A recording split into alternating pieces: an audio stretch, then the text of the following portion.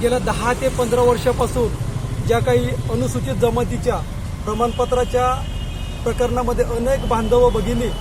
या महाराष्ट्रामध्ये ज्या काही कमी केलेल्या होत्या त्या सर्वांच्या या 21/12/2019 नुसार ज्या काही आशा पल्लवित झालेल्या होत्या त्या आपण लवकरच आता सेवेमध्ये 100% येणार। परंतु या महाराष्ट्रामधील काही जे काही मुजोर असे अधिकारी आहेत तर या अधिकाऱ्यांच्या स्वतःच्या वागण्यामुळे गेल्या 8 महिन्यापासून या बांधवांना संपूर्ण महाराष्ट्रामध्ये आणि वेगवेगळ्या विभागामध्ये अजूनही सेवेत सामावून घेण्यात आलेले नाही। आता जिल्हा बँकेचा जर विषय पाहिला तर जवळपास सेवेमध्ये सामावून घेण्यासाठी स्पष्ट उल्लेख असताना शासन निर्णयामध्ये 4.2 नुसार नियुक्ती आदेश कसे द्यायचे,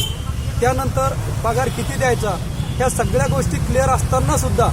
पहिला ठराव हा जिल्हा बँकेचा 31/12/2019 होतो। त्यानंतर जवळपास 4 ते 5 महिने तो जी आर तो या ठिकाणी घेतलेला ठराव हा या जिल्ह्यामध्येच घुमतो आणि त्यानंतर थोडंसं काही संघटनेच्या माध्यमातून दबाव आणल्याच्या नंतर तो जो काही घेतलेला ठराव आहे परत हा 29/7 घेतला जातो आणि त्यानंतर तोही ठराव त्याच पद्धतीनं माननीय सहकार आयुक्त व निबंधक पुणे यांच्याकडे विभागीय सहनिबंधक अमरावती यांच्यामार्फत परत पाठवला जातो। परंतु तो ठरावही तसाच असतो की या सेवेत सामावून घेत असताना या बांधवांना पगार किती द्यायचा, कशा प्रकारे यांना सामावून घ्यायचं,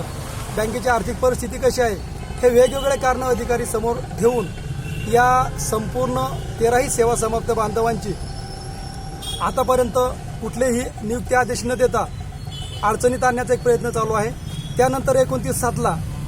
अनेक प्रकारचा दबाव आणल्याच्या नंतर पाहिजे तसा जिल्हा बँकेने ठराव घेऊन जवळपास वरिष्ठांना पाठवलेला आहे, परंतु आतापर्यंतही कुठल्याही प्रकारचे नियुक्ती आदेश आम्हाला आतापर्यंत मिळालेले नाहीत आणि जोपर्यंत organization for rights of human ही जे काही जवळपास 36 जिल्ह्यांमध्ये या महाराष्ट्र राज्यामध्ये काम करते तर या संघटनेचे माननीय राज्याध्यक्ष सहारकर सर, माननीय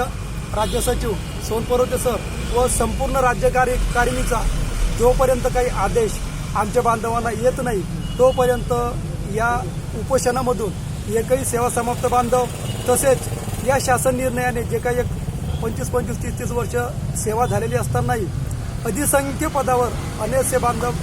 वर्ग केलेले आहेत त्यांच्याही समस्या सुटल्यानंतरच 100% या उपोषणाची सांगता करण्यात येईल असे या सर्व बांधवांच्या वतीने मी सांगण्यात येईल।